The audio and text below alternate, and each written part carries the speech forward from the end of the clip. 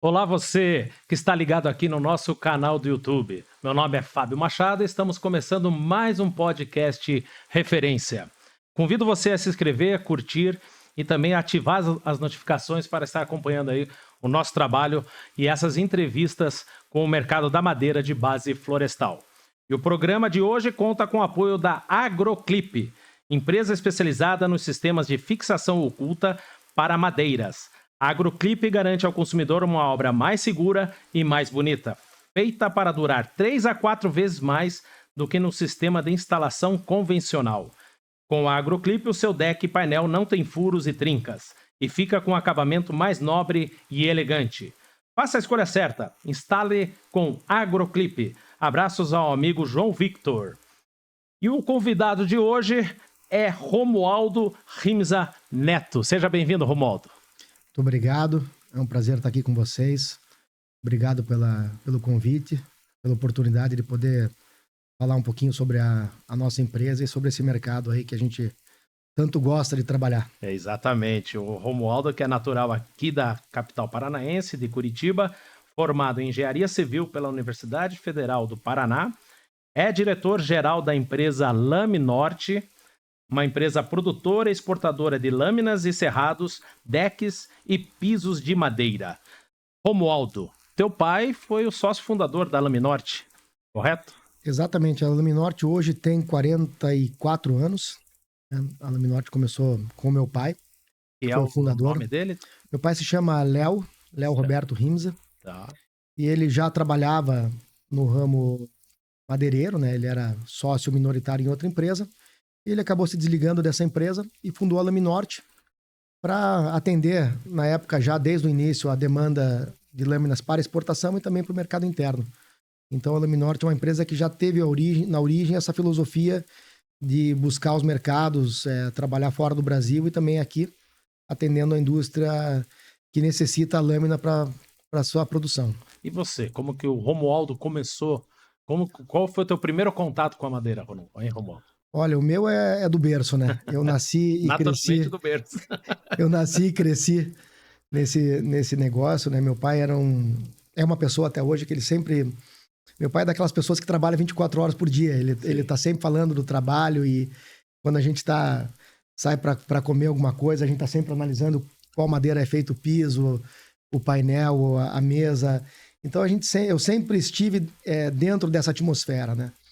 E aí, logo, meu primeiro emprego já foi na Lame Norte, eu comecei a trabalhar lá, trabalhar entre aspas, eu estudava de manhã e ia lá à tarde, né? Já minha carteira de trabalho é de quando eu tinha 14 anos ainda. Então, eu fiz estágio ali na empresa a minha vida inteira. Praticamente só parei ali no segundo semestre do terceirão, que eu me dediquei mais a estudar para o vestibular. E aí, cursando Engenharia Civil, eu também à tarde já trabalhava na Lame Norte. Então, para mim, eu acho que sempre foi, assim, uma decisão tomada já, que eu ia continuar no ramo madeireiro. Sabe? E você se formou em Engenharia Civil? Eu me formei em Engenharia Civil. Na época, até não existia a Engenharia Florestal Madeireira. Não, nem a Engenharia da Madeira, nem a Engenharia Florestal. A Florestal existia, não existia a Engenharia Industrial Madeireira. Industrial Madeireira. Que é o nome dela hoje. Correto.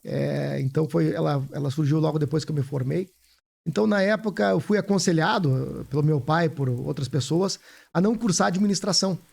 Eles falavam assim, não, já que você quer realmente ir para administração, acho que o melhor curso para você é engenharia. E naquela época existia muito essa visão da engenharia civil, principalmente, como uma base formadora para qualquer campo da atividade que a gente fosse, né? Então foi por isso que eu cursei a engenharia. Mas eu sempre tive na cabeça que era uma etapa de formação, que meu destino era mesmo a questão industrial ali, a questão comercial da madeira. E a empresa começou com o seu pai ou já com o seu avô? O meu pai.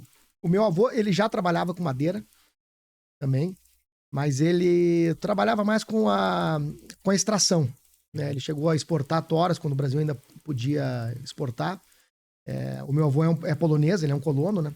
Ele veio da Polônia bebê aqui para o Brasil e desde o começo da vida dele, ele e o pai dele, meu bisavô, já trabalhavam com a madeira, né? Sempre então, aqui na região de Curitiba? Não, eles foram para o Rio Grande do Sul. Depois ele subiu para Foz do Iguaçu, teve em Toledo, depois que veio parar em Curitiba. Então é uma longa história aí sempre no ramo. E sempre, então, a família, a origem é sempre madeira.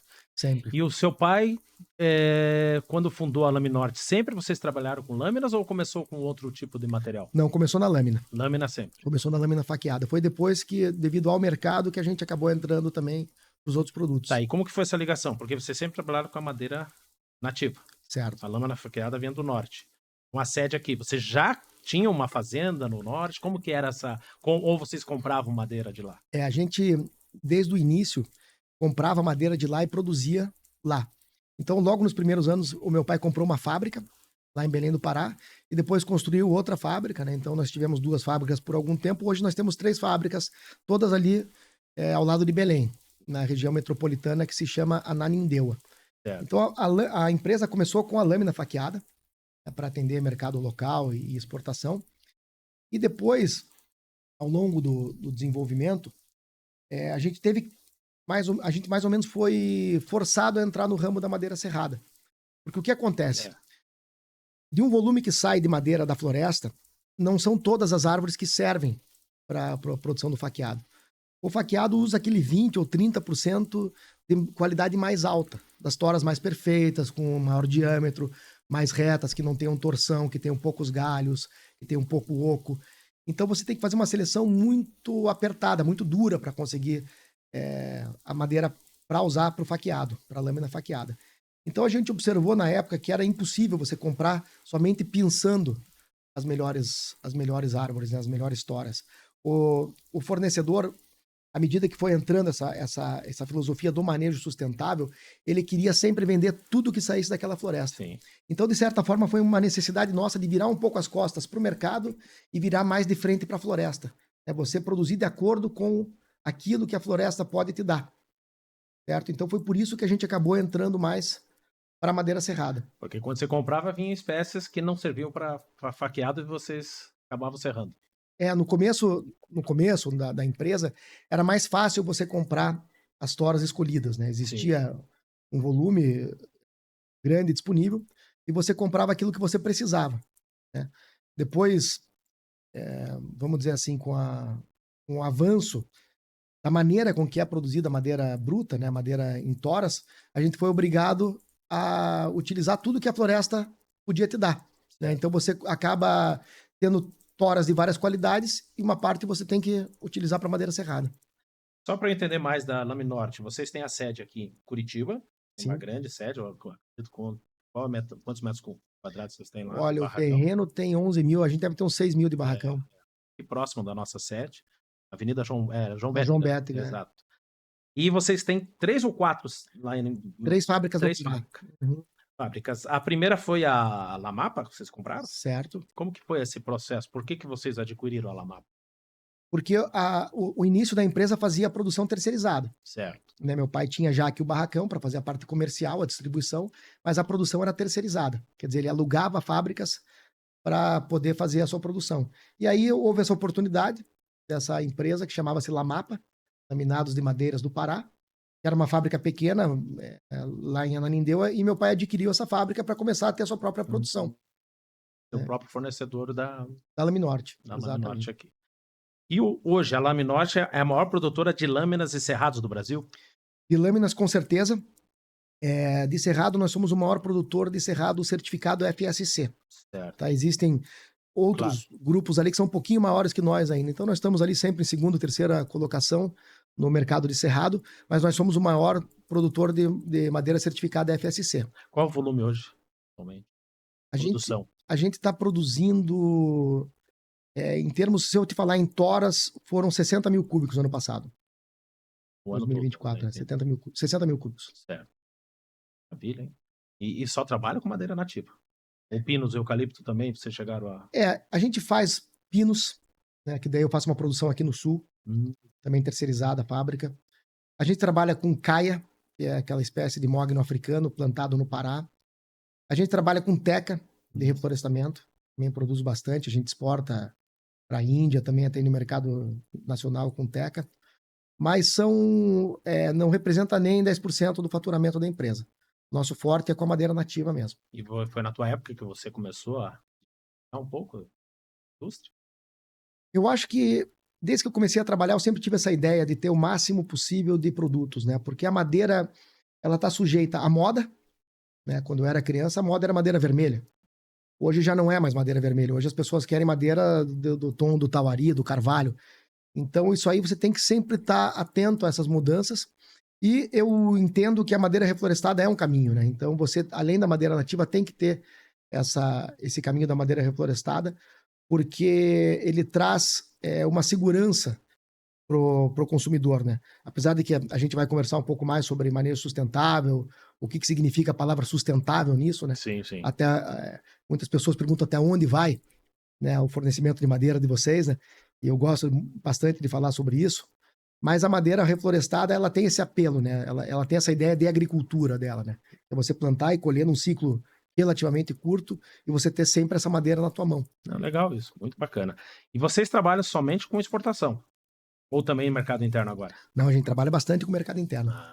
Isso Trabalha... desde o início ou recente? Sempre trabalhamos. Tem anos que você Menos. cresce mais aqui, tem anos que você cresce mais lá. Né? Assim como a diversificação das espécies, você tem que Mas ter... porcentagem, quanto mais ou menos?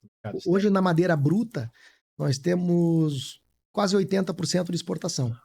Já no faqueado está invertido. No faqueado eu estou com 70% de venda no mercado interno e 30% de exportação. E fora, você vende para quem? Quais países? Olha, a gente vende muito na Europa, né? Então a Europa é bem diversificado ali. Pega Portugal, Espanha, França, Itália, Alemanha. Vendemos muito para a China ainda. A China tem seus altos e baixos, mas vendemos muito para a China. Estados Unidos, né? Sempre um cliente gigantesco. E América do Sul também, né? Chile, Argentina, alguma coisa de Colômbia. E você que trabalha com esses dois mercados, sempre o mercado externo foi melhor ou o mercado interno está crescendo? Tem uma... O que você... Eu acho que o começo da empresa pegou uma fase de mercado interno muito boa. Depois houve uma diminuição e hoje o mercado interno está retomando. Tá? Eu vejo com bastante clareza que o mercado interno brasileiro vem se tornando cada vez mais exigente. As pessoas já não querem mais ter em sua casa um móvel de melamina, o móvel de MDF pintado e estão voltando a querer o móvel feito com lâmina. Exatamente. Né? Isso é um processo natural que as pessoas vão adquirindo. Primeiro, a questão financeira, né? Que o móvel de madeira nativa ele é um pouco mais caro, né? Não tem como competir. E uma questão cultural, né? Quanto mais a população viaja, mais a população lê revistas, mais a população assiste cinema, eles vão vendo, as pessoas vão vendo o que é utilizado fora do país, né? E trazem para casa a vontade de ter um material similar na sua casa. Então eu vejo que o Brasil, de novo, está numa ascendente de consumo de madeira nativa, de madeira de alto padrão. O ano passado a gente participou da Formobile e eu vi muito esse movimento, muita gente procurando esse tipo de material. Saindo um pouco do tradicional MDF, principalmente marceneiros e arquitetos, buscando a lâmina de madeira para os seus projetos. Porque faz um diferencial hoje. A Formobile aconteceu no mesmo período que a Casa Cor, né, no ano passado, lá em São Paulo. Eu tive lá visitando e fiquei admirado de ver a Casa Cor voltando a utilizar madeira natural. Sabe, tinha vezes que eu ia para Casa Cor e saía meio depressivo de lá, porque você via que os arquitetos eles estavam só seguindo aquela agenda, que obviamente está ligado com o patrocinador também, sim, que era a pintura e a melamina, né? Madeira, a imitação de madeira. Mas agora... Isso é triste, né? Quando a gente vê. Para mim, sim, né? Eu acho que... Para nós, quem trabalha com madeira... Há mercado para todos, né? De certa forma, com a população que existe no planeta, hoje não teria como dar madeira nativa para todo mundo. Tem gente que quer madeira, mas não tem condição de ter. Então, que bom que também existe uma opção de móvel barato para que aquela pessoa que não tem condição financeira de ter um móvel nobre em casa, ele possa pelo menos ter um lugar para colocar ali a sua louça, colocar um rack mais barato para sua televisão. Então tem que ter para todo mundo, tem que ser democratizado. Mas para nós que trabalhamos com madeira é importante, a gente gosta de ver a madeira. Eu acho que isso aí vai se encaixando, sabe? Quem pode comprar vai ter um móvel de madeira natural, nativa, de alto padrão, e quem não pode vai estar lá com o seu móvel de MDF pintado e tal, e com o desejo de um dia poder ter, assim como é com o carro, com a roupa e com tudo na vida. Maravilha. E me diga uma coisa, além das lâminas e da madeira serrada, vocês também trabalham com outros materiais, que nem eu falei no início, com deck e piso de madeira? Exatamente. A gente trabalha com deck. Na verdade, o deck hoje é um dos principais produtos de exportação nosso. A gente faz ripado de madeira, a gente está fazendo forro, e a gente sempre fez piso, só que não numa maneira assim tão industrial como estamos agora. Então agora eu estou avançando mais nessa questão de fazer o piso acabado, invernizado, de alto padrão, para vender aqui no Brasil também, e alguma coisa de exportação. Então são novos caminhos que a empresa vai traçando, né? E é sempre aquela questão do que o mercado está procurando, né, e o que a gente pode produzir. Então o piso é uma saída boa, é uma madeira, é um produto que se faz com madeira curta, com a parte mais curta da produção. Tem valor agregado, né? Porque você tem que fazer a secagem, tem que fazer o macho e fêmea, tem que fazer o invernizamento. Então a gente agrega esse produto e eu tô gostando de trabalhar com isso aí. Então tenho me dedicado a isso aí também. Falando em piso de madeira, novamente dar um abraço pro João Victor da Agropaulo, né? Que ele tá com esse produto que é a Agroclip. E você utiliza bastante esse produto Eu na utilizo, instalação dos decks e pisos. nós somos fornecedores muito, o João é gente muito boa. Estamos sempre cotando e fazendo vendas para ele, vendemos muito deck para ele, ripado de madeira. Agora no piso estamos começando também. Então é um parceiro também que tem uma filosofia parecida com a nossa, sabe? Legal. E buscar atender as necessidades do cliente com alta qualidade. Ele busca essa qualidade, tanto que esse produto que eles fizeram aqui, que é para não deixar furo e nem trinca, né, nas madeiras. Porque é uma madeira o deck do João, ele me pede que saia já com 2 fêmeas, né? Porque ele não é liso 4 cantos como o deck comum, porque esse deck obrigatoriamente tem que ser parafusado por cima. Então o João, o padrão dele, ele pede que faça com as 2 fêmeas para encaixar no Agroclip. Legal. E porque é um produto que não é barato, e você estragar com furo. Não. A madeira nativa é uma preciosidade, né? Tem que tratar ela, é como um diamante, né? A gente vai falar no segundo bloco, até quem gosta de manejo sustentável, a gente vai falar de como é importante esse trabalho para a gente ter essa matéria-prima. E sobre os seus produtos, hoje a lâmina natural é o carro-chefe da empresa.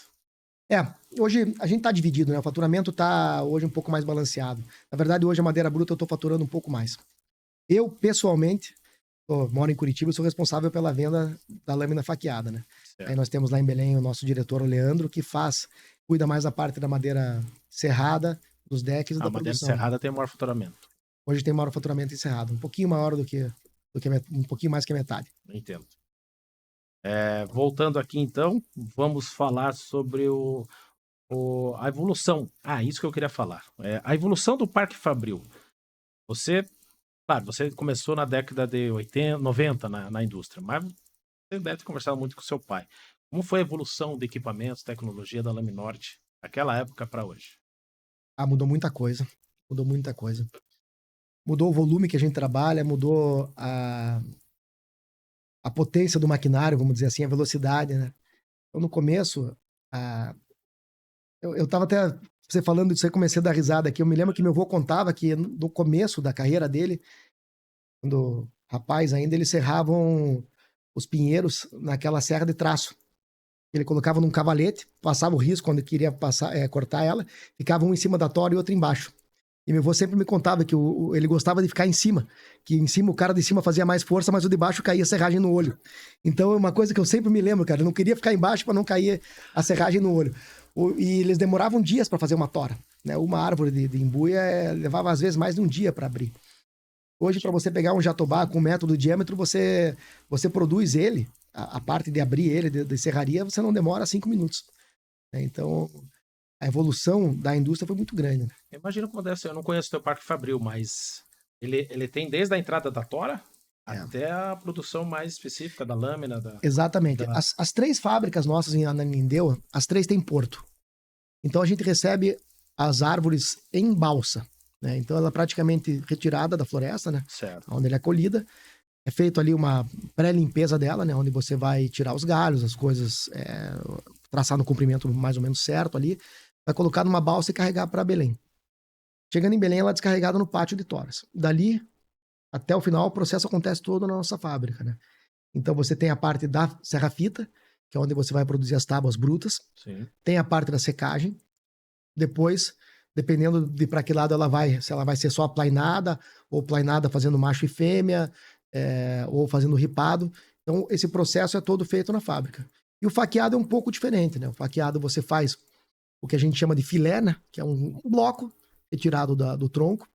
Esse bloco é cozido na água, você cozinha ele na água por dias, e daí depois que vai sofrer o processo de faqueação. Né? Ele vai entrar na máquina onde ele vai ser fatiado em lâminas de 0,6 milímetros. No faqueado, é depois da faqueação que ele seca, né? Então tem o secador de prensa, que acontece logo depois, e ainda vem a guilhotinagem. Então todos esses processos acontecem na nossa fábrica em Ananindeua. Hoje, se você for pegar as 3 juntas, nós temos 500 acho que uns 550 funcionários. Então é um processo... E aqui? Faz o quê? Aqui eu faço a distribuição. Aqui é o CD. Classificação e distribuição. Eu classifico aqui a lâmina porque a lâmina é um produto muito particular, né? Cada cliente gosta de uma cor, de um comprimento, de uma largura. Então, aqui que a gente faz esse processo de separar elas. Os clientes vêm até Curitiba, né? Que aqui vamos dizer assim, é a central da madeira no país até hoje, né? Então, vocês têm um showroom. Tem um showroom, o armazém, o showroom, então ali a gente classifica, mostra a madeira para o cliente e às vezes faz separação para o cliente ali mesmo. E tanto na lâmina quanto também nos decks e pisos, né? Então eu tenho na parte, um dos barracões da Laminorte aqui hoje é dedicado só à parte de madeira bruta. Entendo. E quais espécies vocês trabalham mais com a madeira natural?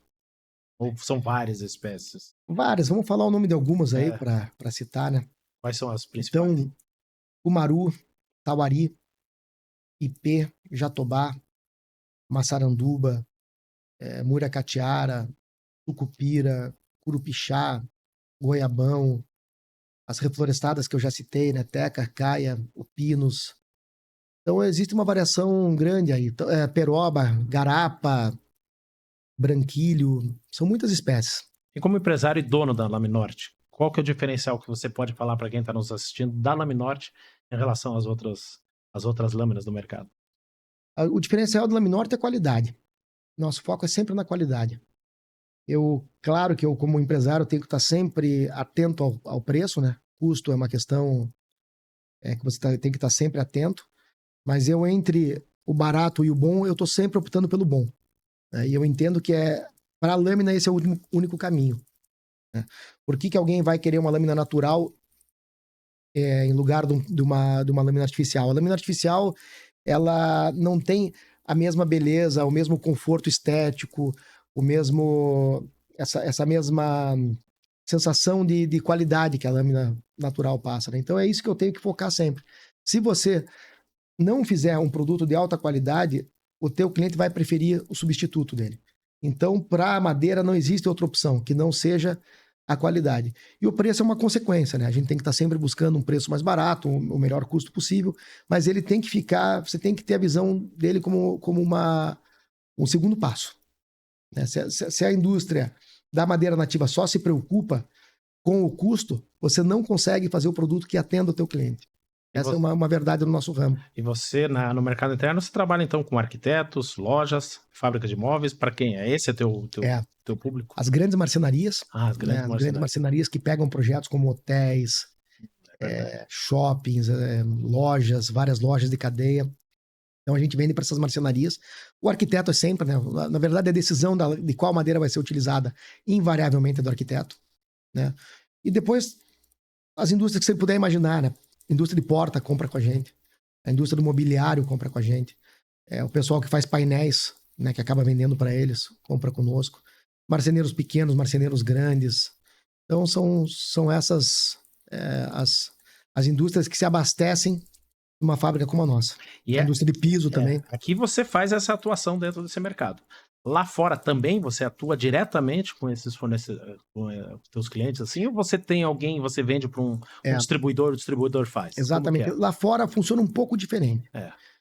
Nos Estados Unidos, eu praticamente só trabalho com distribuidor. Então, eu tenho lá um distribuidor que ele produz madeira americana, mas ele também compra madeira africana e também compra madeira brasileira. E ele tem aquele trabalho com os arquitetos dele. Ele que faz o trabalho que exatamente, faz onde ele oferece, é ele que vai atender os fabricantes de imóveis deles. Tá?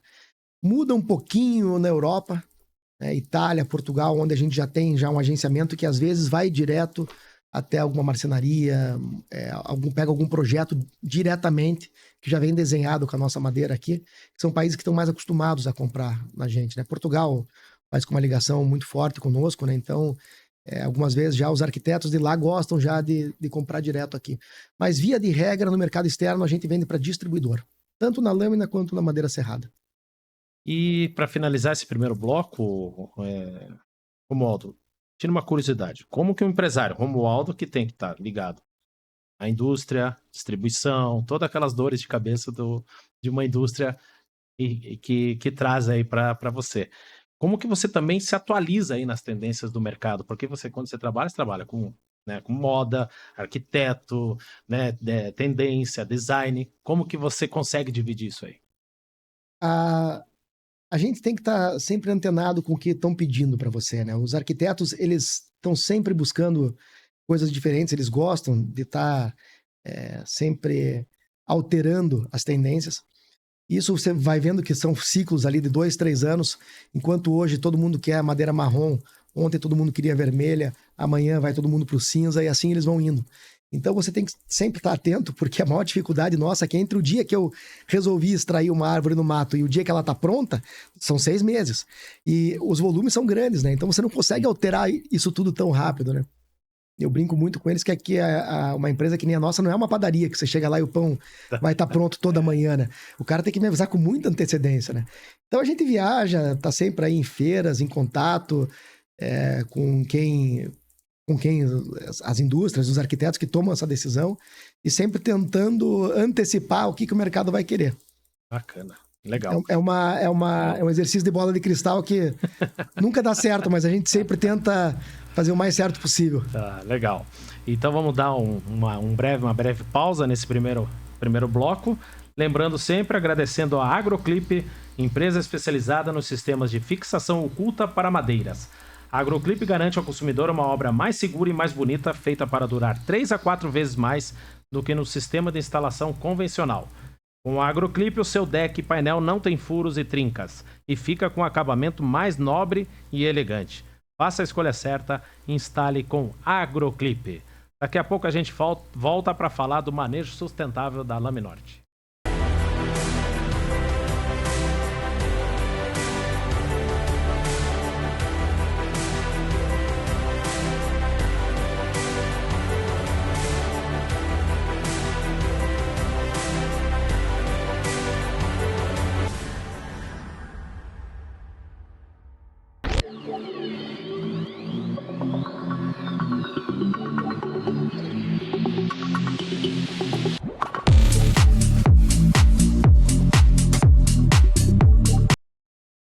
Olá, estamos de volta com o Romualdo Rimza Neto, que é o diretor-geral da empresa Laminorte. Nós estamos batendo um papo bem legal e esse programa de hoje que tem o apoio da Agroclip, empresa especializada nos sistemas de fixação oculta para madeiras. A Agroclip garante ao consumidor uma obra mais segura e mais bonita, feita para durar 3 a 4 vezes mais do que no sistema de instalação convencional. Com a Agroclip, o seu deck e painel não tem furos e trincas e fica com um acabamento mais nobre e elegante. Faça a escolha certa, instale com Agroclip. Abraços novamente ao nosso amigo João Vitor, da Agroclip. Romualdo, como não podia ser diferente, como a gente falou no programa, você que trabalha com madeira, né, nativa, sustentável, eu gostaria de falar da importância, né, do trabalho do manejo sustentável. E eu sei que você gosta de falar sobre isso. Por quê? Olha, esse é o tema fundamental quando se fala em madeira nativa, né? Eu acho que boa parte das pessoas ainda não sabe como é que funciona esse trabalho. O cliente às vezes me pergunta assim, até quando vocês vão ter essas madeiras disponíveis, né? E é interessante que a resposta é, nós vamos ter para sempre. Exatamente. Porque o jeito que é extraída a madeira de maneira sustentável são ciclos que vão estar lá sempre. A floresta vai ter que estar lá para sempre. Então, qual é a diferença, né? Uma pessoa pode imaginar que hoje o processo é como era há 20 anos atrás, que você ia chegar numa floresta e ia derrubar ela inteira, utilizar aquela madeira e transformar essa floresta numa plantação de soja, milho ou até num pasto, numa pastagem para gado. O manejo sustentável não tem nada a ver com isso. Tá? O manejo sustentável é quando você pega uma área, normalmente são áreas muito extensas, e você divide ela em lotes de 30 anos ou de 25 anos. Tá? Em 30 lotes ou 25 lotes. Então vamos usar o exemplo da divisão em 30 lotes. Então se você tem uma área de 90 mil hectares, você vai dividir ela por 30, você vai explorar 3 mil hectares por ano. Tá? Então você vai ter uma área onde você vai fazer um projeto com autorização do IBAMA, das SEMAS do Pará, e você vai dizer, olha, nessa área aqui, eu tenho tantos indivíduos de Jatobá, tantos indivíduos de IP, tantos indivíduos de Massaranduba, de Tauari, de Curupixá, do que for. E o IBAMA vai te autorizar uma certa quantidade de indivíduos, de árvores, para você colher. Então, obviamente que vão ficar fora as árvores ameaçadas de extinção, as árvores que têm muito pouca incidência na região, você não vai poder tirar elas. Eles vão pegar quais são as árvores que têm bastante incidência e vão te liberar um certo número de árvores para serem abatidas. Então, a média hoje é uma média de 3 árvores por hectare. Então, se você for imaginar que um hectare são 100 metros por 100 metros, né, quando vai para o jornal, o pessoal gosta de falar num campo de futebol. Exatamente. O que eu ia falar, é um campo de futebol. Um campo de futebol grande. Você imagina isso, né? Um campo de futebol cheio de árvore. É uma floresta densa, amazônica. Você vai entrar lá e vai pegar 3. E você vai voltar lá para pegar mais 3 daqui a 30 anos. Certo? Então a gente tem trazido os nossos clientes de fora do Brasil, principalmente, para visitar as áreas onde a gente trabalhou. E é incrível que 5 anos depois da extração, você não consegue nem achar mais o toco aonde estava a árvore que foi colhida. Né? Então no ano seguinte, você ainda chega e vê ali o toco, você vê por onde ela foi arrastada, né? Aonde que foi feito aquele pátio onde elas ficaram sendo acumuladas para o caminhão poder levar ela embora, aonde foram feitas as estradinhas para você poder fazer esse arrasto. Isso aí no primeiro ano você vê. Segundo ano já mais difícil. Terceiro ano a mata já fechou, você praticamente não vê mais nada. E eu te garanto e convido quem quiser para visitar o manejo sustentável, 5 anos depois você não reconhece. Porque onde aquela árvore caiu, ela vai deixar outras árvores, também adultas, também já com certa idade, e que não pegavam tanta luz solar.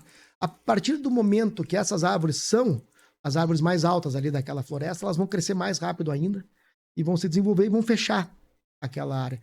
Então, esse processo de manejo sustentável, ele vai ser eterno. Né? E a única maneira de você garantir que aquela floresta ali não vire uma pastagem ou uma plantação. Certo? É diferente também do reflorestamento, porque o reflorestamento, ele é uma espécie de agricultura. Sim. A silvicultura é uma agricultura. Quer dizer, você vai lá, você vai retirar a floresta nativa. Vamos dizer, se fosse aqui no Paraná, que era a floresta lá, um brófilo mista, você ia tirar lá a araucária, você ia tirar a embuia, ia tirar a peroba, e ia plantar ali só pinos ou só eucaliptos. Então são duas coisas completamente diferentes. As pessoas às vezes me perguntam assim, mas vocês replantam esse jatobá que vocês tiraram? E a resposta é não. Você não faz sentido. Você não precisa plantar. Não precisa. Porque as sementeiras ficaram lá, ficaram vários indivíduos de jatobá lá. Você só vai tirar aqueles com o diâmetro que estão prontos para serem colhidos. Então esse é o processo do manejo sustentável. Hoje a nossa empresa, 90% do nosso fornecimento é de manejo sustentável feito em áreas do governo brasileiro. Então, são florestas nacionais ou estaduais que vão para a concessão. Como o governo não tinha condições de cuidar de tantas áreas que eles têm, né? O estado do Amazonas é inteiro, o governo brasileiro e uma boa parte do Pará, eu não sei precisar a porcentagem aqui, mas deve ser uns 70%, pertence ao governo. E o governo não teria condições de cuidar de toda essa área. Só para te dar um exemplo, a floresta nacional é a floresta estadual do Paru, que fica no chamado Calha Norte, né? É a área ao norte do Rio Amazonas, no estado do Pará. Fica ali grosso modo, entre Santarém e o estado do Amapá. É uma floresta estadual de 2 milhões de hectares. Então, o governo não tinha como cuidar de tudo aquilo lá como sendo somente um parque. Né? Essa área ficaria à mercê da exploração de madeira ilegal, à mercê do garimpo ilegal, à mercê da destruição para fazer uma agricultura de subsistência. Esse tipo de exploração não sustentável da área. Então, o governo achou que uma das melhores estratégias para conseguir conservar essa floresta era pegar uma parte dela e passar para a iniciativa privada explorar. E é aí que surgiu a concessão florestal. Não foi na floresta do Paru, ela veio depois, mas essa é a ideia da concessão florestal. Então, o governo pega uma área grande, retira uma parte e entrega lotes para as empresas poderem explorar. Então, 10% do nosso fornecimento ainda vem de manejo sustentável, de manejos individuais, que é o cidadão que tem uma fazenda e tem uma área lá de 1.000, 2.000 hectares que dá para fazer isso aí. Faz um ano ali, vai deixar para depois, para a floresta se regenerar. E a grande parte do nosso fornecimento são de concessões. estaduais e nacionais. É interessante isso. Nós acompanhamos muito o trabalho, você deve conhecer também, do CIPEM, do Mato Grosso. Eles estão fazendo eventos itinerantes. Fizeram um em São Paulo, no Rio de Janeiro, fizeram em Belo Horizonte. Esse ano deve fazer mais em algum. Eles querem fazer no sul do Brasil, para trazer essa informação, principalmente para arquitetos, né, pessoas, lojistas, pessoas que trabalham com a madeira nativa. E isso que você falou, isso aqui é uma aula de conhecimento, porque a pergunta é essa: vai ter madeira? Não. Exatamente, E claro que vai ter. No manejo exatamente. sustentável O CIPEM, o Fórum é o Nacional Fórum Nacional de e Atividades de Base Florestal, né? exatamente, do Frank, É, e a IMEX lá, nossa, lá do Pará, sim, tem feito um trabalho maravilhoso na divulgação dessa informação. exatamente. Porque, como eu falei, a maioria da população ainda entende que a madeira nativa vem de um desflorestamento. Tem alguém que chegou lá e derrubou e fez o corte raso para daí alterar o uso daquela área, certo?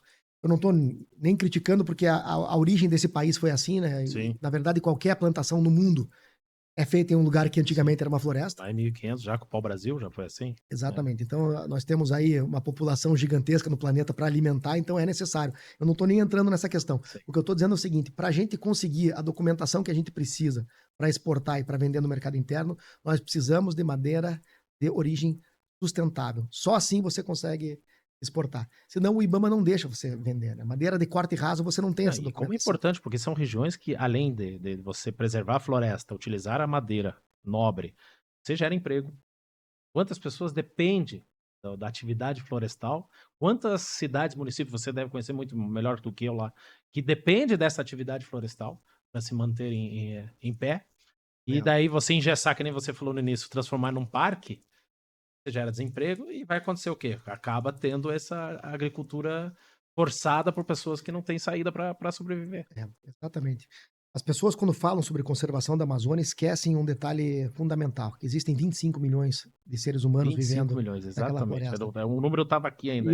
E essas pessoas, elas também querem viver, Né? eles também querem ter um conforto. Precisam, eles são Exatamente. brasileiros. Então ou você encontra uma forma dessa floresta ser valorizada, ou essa floresta vai inevitavelmente ser destruída.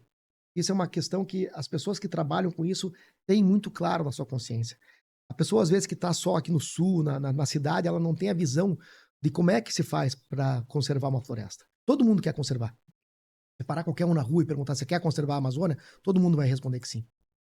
Agora, a gente que está lá trabalhando com o manejo, com a realidade do que é essa floresta, você tem que entender que aquela população ribeirinha que estava lá já antes da gente chegar, eles já tinham uma vida. Eles já tinham a maneira deles de ganhar dinheiro. Foi muito interessante que quando o governo começou essa história das licitações para concessão, eles colocaram que quem ganharia a licitação seria quem oferecesse o maior valor pelo metro cúbico de madeira extraída, mas também tinha outras exigências, que era dar emprego na comunidade local, criar escolas, fazer obras que fossem perenes, né, como as estradas, as escolas, a parte urbana dessa disso. Então você, de certa forma, está trazendo uma profissionalização para essas pessoas. Foram pessoas que já nasceram lá ou que vieram de outras regiões e pararam ali e que não conheciam muito outros caminhos que não fosse derrubar o que estava ali, tacar fogo e plantar um pasto, sabe? Para fazer aquela pecuária de subsistência, sabe? Então eu entendo que todos eles que a gente convive lá estão muito melhores com essa industrialização sustentável do que eles estavam antes da chegada da concessão. É o Serviço Florestal Brasileiro que está fazendo esse trabalho. É o Serviço Florestal e o IDEFLOR, no Pará é o IDEFLOR que faz. O Ideflor. E o Serviço Florestal nas áreas nacionais. E eu fiquei sabendo que concessão só pode ser no estado do Pará, que está acontecendo, né? Estado do Pará, do Amazonas, de Rondônia e do Amapá. No Amapá tem, no Acre, se não me engano, No Acre e Roraima não. no Acre não tem, né? Não tem. E eu até fiz a pergunta, estava um representante do Serviço Florestal Brasileiro, fugiu o nome dele agora. E parece que é uma coisa política também, existe alguns entraves, mas a área é gigantesca, né? Sem falar das florestas que não estão no Brasil, né? Que não fazem esse tipo de trabalho, que vão falar O, Colômbia, Bolívia, Peru, Equador, é. Venezuela, que a floresta amazônica não é, ela tá acho que 60% no Brasil.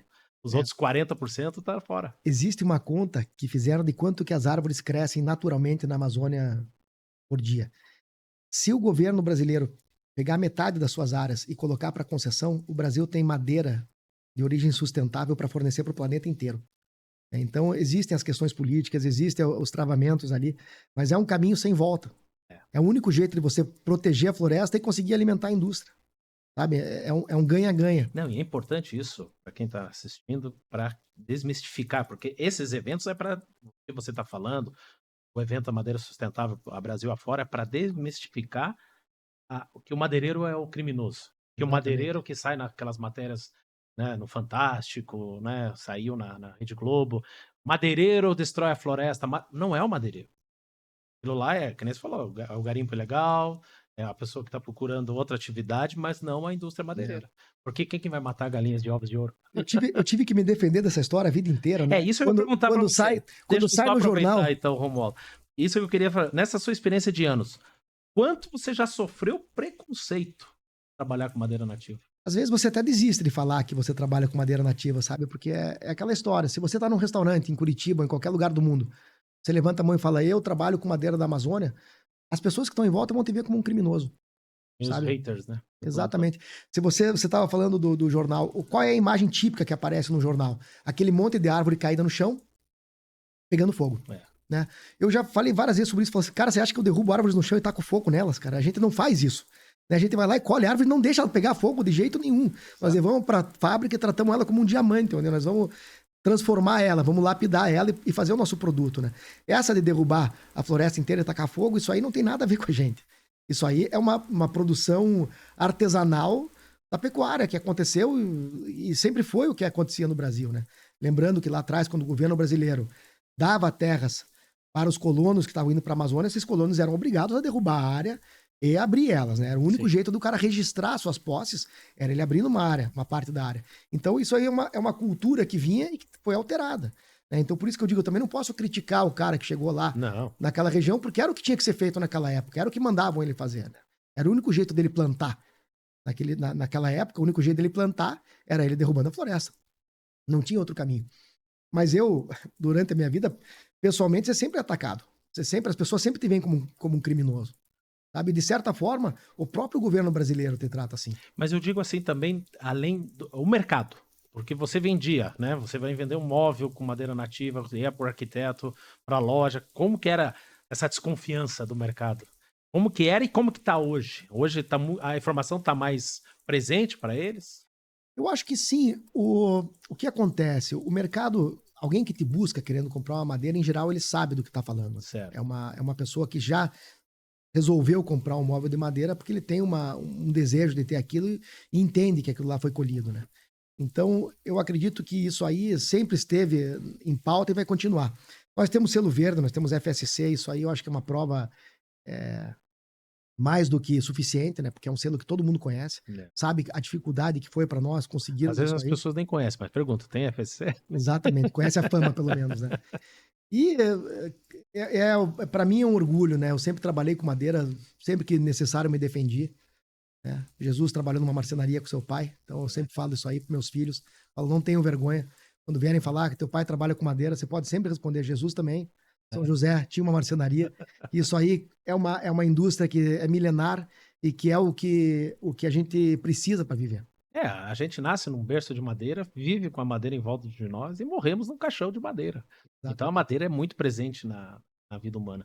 E esse ciclo de vida que a gente fala do ser humano, que a gente leva para a árvore. Porque a árvore também, ela nasce, cresce, reproduz ou não, e morre.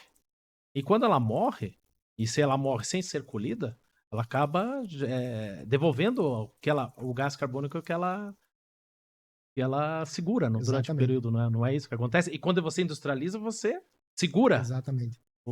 Você com o carbono ali dentro da cadeira, da mesa. Sabe que isso aí é um processo que está em desenvolvimento ainda, mas um dos nossos principais clientes da Europa esteve agora no Brasil no ano passado e fez todo o levantamento de tudo que é a nossa cadeia de carbono. Ou seja, quanto carbono nós lançamos na atmosfera durante o ciclo de produção, né, com o diesel que a máquina consumiu, a eletricidade que a serraria consumiu, e quanto foi o carbono que nós fixamos. E a nossa indústria ela absorve carbono.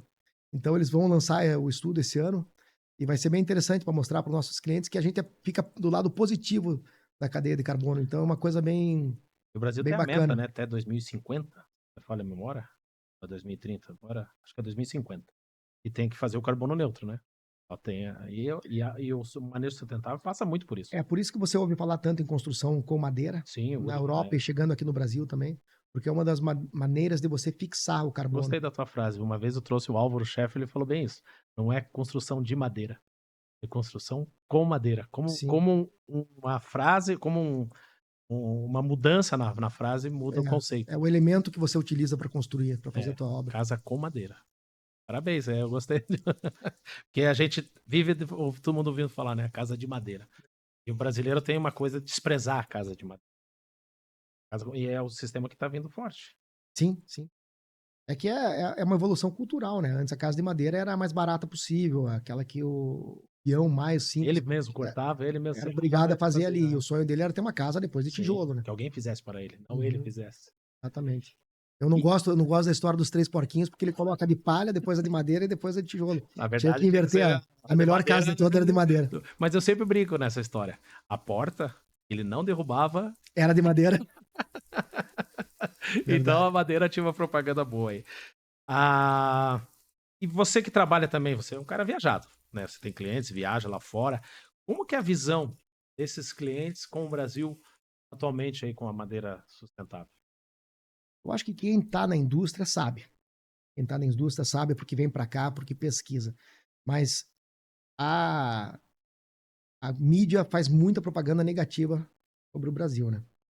Isso é um detalhe interessante. Hoje a madeira mais consumida do mundo é o carvalho. É o carvalho americano e europeu. Não existe uma árvore de carvalho ilegal. Não existe esse elemento, carvalho ilegal. A madeira ilegal só existe no Brasil. Na África também. Por que a nossa madeira pode ser ilegal e o carvalho nunca é ilegal? Né? Essa é uma questão que a gente discute, né, entre nós, entre os industriais, né? Por que foi criada essa propaganda? Sabe? Que momento que uma árvore foi derrubada e se disse que ela era ilegal, né? Quer dizer que você não recebeu uma licença do teu governo, né?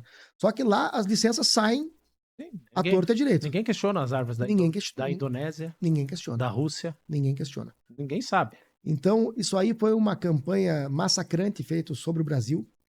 Né? O Brasil é um país que acabou engolindo isso aí. Se você for começar a falar de outras coisas, por que o Brasil é um grande importador de fertilizante? O Brasil não produz o seu fertilizante? Porque a gente não tem licença ambiental para isso. Por que o Brasil ainda não produz todo o petróleo que consome? Na verdade, o Brasil é praticamente autossuficiente, mas a gente não consegue que o IBAMA libere essa licença. Então, você fica sempre nessas discussões de como é que o governo brasileiro trata o seu empresário. O empresário aqui, muitas vezes, é visto como bandido. E esse é um problema grave que nós temos. Então, você me perguntou como é que é visto fora do Brasil. Pelos industriais, eles estão sempre do meu lado, tentando me ajudar, E o tentando usuário fazer. final, quem consome? O consumidor final, se alguém foi pedir uma madeira brasileira, é porque ele sabe do que ele está falando. Mas eu tenho certeza que muitos deixam de pedir ou de querer na sua casa uma madeira brasileira pela propaganda que ouviram. Senão o consumo era muito maior. Exatamente. Porque o que os caras ouvem? Eles ouvem que o que comprou madeira brasileira está destruindo a Amazônia. Sim, o pulmão do planeta. Exatamente. Exatamente. Ninguém vai respirar porque. Exatamente. E seria uma pena, porque, de novo, se a tua madeira da floresta amazônica não tiver nenhum valor, ela vai ser derrubada e queimada. Sim, você daí... falou agora há pouco, são 25 milhões de pessoas. Tira a floresta lá. Exatamente. O que acontece? O Brasil tem que olhar, governantes têm que olhar melhor para aquela região, para esses brasileiros que vivem lá, que a madeira é a saída para gerar emprego, para gerar sustentabilidade, economia, qualidade de vida e para sempre, isso que você falou, né? Exatamente. Para sempre. É muito legal. Mais alguma coisa, manejo sustentável, você gostaria de colocar, Romualdo, que não... Não, eu acho que é um caminho muito interessante, eu gosto sempre de falar sobre isso aí. É o único jeito para a gente poder trabalhar para os próximos anos e próximas gerações, trazendo uma madeira de qualidade e para sempre, sem você ter que derrubar a tua floresta. Maravilha. A gente tem um bloco aqui dentro do nosso programa que chama Isso é Referência para Você. Então a gente vai colocar algumas imagens aqui e eu vou perguntar se isso é referência para você e você conta por quê. Tá bom? Vamos lá, Juliano. Vamos ver o primeiro. Itália. A Itália é referência para você, Romualdo? Com certeza. Por quê? Bom, eu sou suspeito para falar, né? Eu morei na Itália, trabalhei em 2 fábricas lá. Uma que trabalhava praticamente só com comércio de lâmina e uma que era uma tintureria. Ela fazia o tingimento da lâmina. Então fazia lâminas cinzas, azuis, verdes, cor-de-rosa, o que você imaginar de alteração de cor de lâmina eles faziam. E a parte de marcenaria da Itália, para mim, é a número 1. A que eu mais admiro. A parte de náutica da Itália, para mim, é maravilhosa. Então, o jeito de trabalhar, a qualidade do acabamento da Itália, para mim, é uma referência. Falou de náutica, a gente tá vendo essa foto aí de Veneza. Uhum, Veneza que tem bastante barcos, e esses barcos de madeira. Todo mundo em cada barco, né? exatamente. A qualidade. Que tipo de madeira que eles colocam? Muito cedro, usaram muito mogno, brejó já usaram. Muitas madeiras brasileiras já tiveram lá. Madeiras brasileiras que navegam nesses, Muitas, nesses muitas, muitas. canais. A Riva, que é uma fábrica maravilhosa lá, já usou muita madeira brasileira. A náutica usa muita teca. A teca de Sim, Mianmar pra deck, né? pro deck. Deck. E pro interior eles já usaram vários tipos de O madeira. Brasil, Brasileiros. o mercado da madeira perdeu muito espaço na parte náutica. Hoje a náutica é só decoração, né? O barco de madeira Decorar, mesmo Na Europa tem bastante barco de madeira. tem. Existe aqui no Brasil ainda 1 ou 2 fábricas. Tem a Calmar ali em Itajaí, que fabrica. A FEC, lembra do FEC? Tem alguns que fazem, mas são barcos mais históricos, É. assim, né? O grosso é feito ou na fibra Hoje de vidro ou no Mas alumínio. eu digo com Mas a parte de tristeza. mobiliário é toda de madeira. Mas Até eu digo hoje. com tristeza porque é um mercado que a madeira perdeu. É Era, outro produto. e é lindo, né? É lindo. Você morou também na Alemanha. Morei. Eu morei também trabalhando numa fábrica de faqueado. Foi tudo isso antes de você assumir a Laminorte? Sim. Sim. Logo que eu me formei. Então, Foi como eu te pegando falei, eu experiência. já fazia estágio aqui, né? E aí, estudava de manhã e fazia o estágio na empresa à tarde. E aí, quando eu estava perto do fim do curso, eu comecei a contactar alguns clientes nossos, né, do meu pai, fornecedores e clientes, e pedi uma chance, uma oportunidade de trabalhar lá. E fui trabalhar numa empresa chamada Fritz Co., que fica na altura de Frankfurt, ali na Alemanha. Então, lá eu trabalhei 1 ano também. Lá eu fiz tudo. Cheguei lá, me colocaram no pátio de tora, operando motosserra. Trabalhei na serra-fita, trabalhei no cozimento, na faqueadeira, na guilhotina, Mas tem que aprender. traduzia, fazia de tudo lá. Bacana. Tem saudade mais da Itália ou da Alemanha? Pra trabalhar da Alemanha. Agora na Itália eu tive 1 ano mais divertido. Não podia ser diferente. Eu falo, são 2 países maravilhosos, né? Comer é muito bom, Alemanha e Itália, mas só que a Itália não consegue, perde de lavada pro chopp alemão, né? É verdade. E o vinho italiano também, ganha de lavada também. É verdade. Próximo, Juliano. O golfe. Hum, É referência pra você, Romualdo? o golfe faz parte da minha vida também. Eu tenho você estava falando da Alemanha, tem uma curiosidade, né? Quando eu fui morar lá, eu estava jogando bastante, jogando bem na época. E aí, nos primeiros meses eu não joguei. Aí eu fiquei sabendo que o meu patrão, o Fritz Kohl Jr., que era o filho do dono da empresa, era golfista. Aí eu perguntei pra ele se ele não conseguia uma vaga pra eu jogar lá no clube onde ele jogava. E ele conseguiu uma sociedade temporária de 6 meses. E aí meu pai foi me visitar e levou minha mala. E daí, na primeira vez que eu joguei com ele, tive um dia de sorte, joguei muito bem lá, fui iluminado naquele dia, joguei muito bem. O cara ficou com o olho desse tamanho. A partir daquele dia ele me convidava pra tudo. Queria jogar de dupla comigo, me convidava para final de semana para fazer as coisas. Então o golfe me ajudou a abrir portas lá nessa época. E aí eu fiquei um tempo sem jogar, não sei porquê, me arrependo muito, fiquei um tempo sem jogar. E agora voltei e estou me dedicando bastante. Você joga onde? Eu jogo no Curitibano e no Country, nos 2 clubes de Curitiba. Mas aqui, você que eu é gosto. de participar de campeonato ou é mais só pra... Eu tenho jogado mais com os amigos, né? Mas eu gosto de participar de campeonato também. É mais um hobby mesmo para esfriar a cabeça. E tem que ter técnica, treino. Bastante treino, bastante técnica. Dizem que quem vai para os Estados Unidos fica doido com as lojas que tem de golfe lá. Tem gente que vai para Orlando, Miami e não quer saber de outra coisa, passa o dia Dizem que tem experimentando loja. Eu não tacos. sou muito fã de golfe, assim, eu acho bonito o esporte, eu acho um ambiente fantástico. Eu tive uma vez, na época que eu fazia reportagem no jornalismo normal, fui fazer uma reportagem no country. Uhum. Que ambiente mais Faz, calma, bem no centro da cidade. E o golfe ele te dá uma oportunidade interessante. Você passa 4 até 5 horas jogando com alguém, só que você não é adversário direto. Não sou eu contra o Fábio, porque cada um faz o seu jogo. E quem conseguiu o menor número de tacadas que vai ganhar. Então não existe uma rivalidade entre as pessoas, sabe? Então é um esporte que ele tem muito essa questão do network, de você fazer amizade, conversar sobre trabalho, trocar ideia. Mesmo porque você dá uma tacada aqui até ir no outro buraco, a caminhada é longa para conversar. Nessas 5 horas, a gente fez uma soma lá, eu acho que você não joga mesmo por 20 minutos. O resto você tá papeando. Então é um esporte de tranquilidade, sabe? Exatamente. É um esporte tranquilo. Bem... Lá fora, quando a gente viaja para fora, a gente vê vários campos. No Brasil ainda é mais... É mais em clubes. Aqui é mais em clubes. Lá tem parques, né, públicos. Tem parques públicos com o pessoal jogando golfe. E para finalizar, o referência para você, esse me surpreendeu. Galinha. Conta para nós, por que a galinha é referência para você? Eu acho que isso é porque eu mostrei para ela o meu galinheiro, né? Eu tenho um galinheiro... A gente conta tudo aqui, viu? Eu tenho um galinheiro em casa, cara. Todo mundo me acha doido. Perguntaram pro meu filho na escola esses dias se ele tinha um animal de estimação. Ele falou, tenho sim. E a professora perguntou, então, é cachorro, gato? Ele falou, não, é galinha. Meu pai é louco por aquela raça de galinha chamada Brahma, e ele resolveu criar em casa elas. Então eu fiz um galinheiro, eu peguei lá as madeiras que eram do telhado da minha casa, que eu tive que desmontar. Sim. Aí serrei ela toda numa marcenaria que eu tenho da empresa lá, montei um galinheiro. Então eu tenho as galinhas mais lindas do mundo, na minha própria opinião, são as lá de casa. E o dia que a Cecília me ligou, mostrei pra ela, virei a câmera e falei, olha aqui, ó, que eu tô cuidando aqui agora. Foi aí que ela pegou. Parabéns, tava cuidando dos meus galos Brahma lá de casa. A Cecília é a nossa jornalista que faz o primeiro contato com o nosso entrevistado. Mas você tem quantas galinhas? É pouco, porque vão saindo as ninhadas, eu vou doando, porque não cabe muito lá em casa. Sim. Eu tenho sempre uns 2 machos e umas 5 fêmeas. Tem galo e galinhas lá. Mas colhe os ovos, tudo? Eu colho os ovos, daí eu às vezes deixo chocar. Até hoje de manhã tava nascendo. Vai nascer mais uma ninhadinha lá, só que deles começa a crescer, eu tenho que doar. Eu tenho mora em casa, é óbvio. Moro em casa. Não é apartamento. Eu tenho uma admiração, eu acho que esse bicho é um bicho que me dá uma energia legal de ver ele, sabe? Sei. Por quê? É um animal...